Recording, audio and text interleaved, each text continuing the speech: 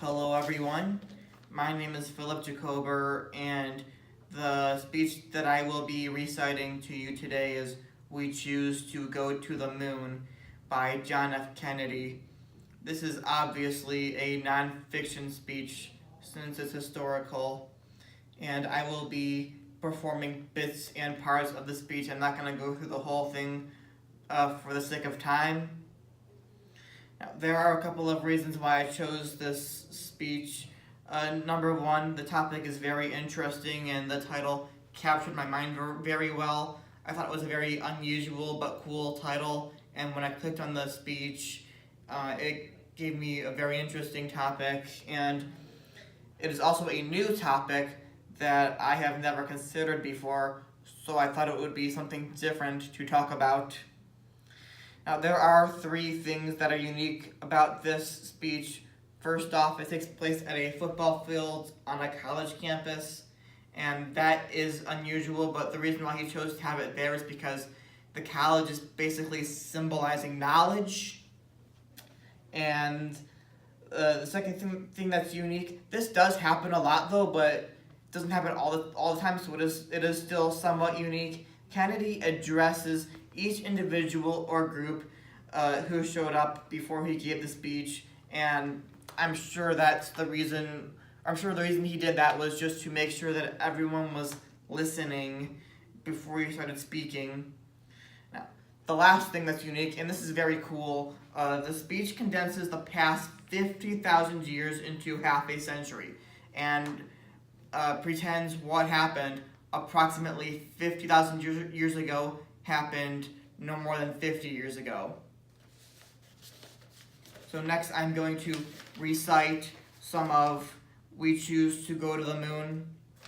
So, President Pitzer, Mr. Vice President, Governor, Congressman Thomas, Senator Willie, and Congressman Miller, Mr. Webb, Mr. Bell, scientists, distinguished guests, and ladies and gentlemen.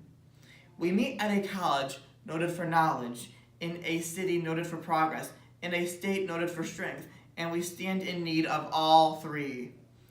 For we meet in an hour of change and challenge, in a decade of hope and fear, in an age of both knowledge and ignorance. The greater our knowledge increases, the greater our ignorance unfolds. No man can fully grasp how far and how fast we have come, but condense, if you will, the 50,000 years of man's recorded history in a time span but a half century. This is a breathtaking pace, and such a pace cannot help but create new ills as it dispels old, new ignorance, new problems, new dangers.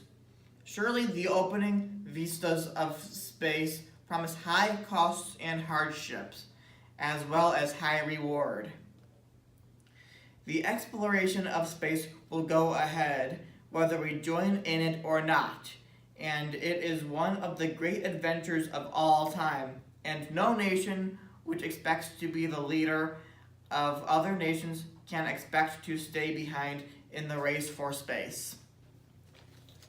We set sail on this new sea because there is new knowledge to be gained and new rights to be won, and they must be won and used for the progress of all people. We choose to go to the moon.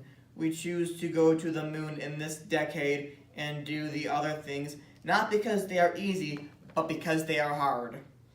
Because that goal will serve to organize and measure the best of our energies and skills, because that challenge is one that we are willing to accept, one that we are willing to postpone, and one which we intend to win, and the others too. We have had our failures, but so have others, even if they do not admit them, and they may be less public. To be sure, we are behind, and will be behind for some time in manned flight, but we do not intend to stay behind, and in this decade, we shall make up and move ahead.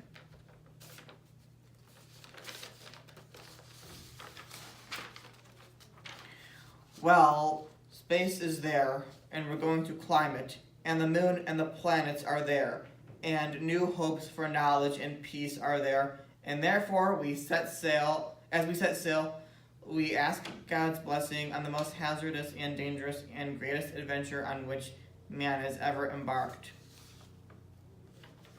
Okay, so that was those were parts of the speech. We choose to go to the moon. Now, for me, this speech was very effective in reflecting President Kennedy's view on the space program and why it was such an important undertaking for America. Now, one more thing before I come to a conclusion. I think that the speech does well with figurative language. There was an example, literally towards in the end, when he says, "As we set sail." He's not literally going in a boat and sailing. He's getting ready to take action. So anyways, in conclusion, I recited some of the parts of "We Choose to Go to the Moon" by John F. Kennedy. Again, it's a famous historical speech. And then I went and recited it. Again, I'm Philip Jacober, and thank you for listening.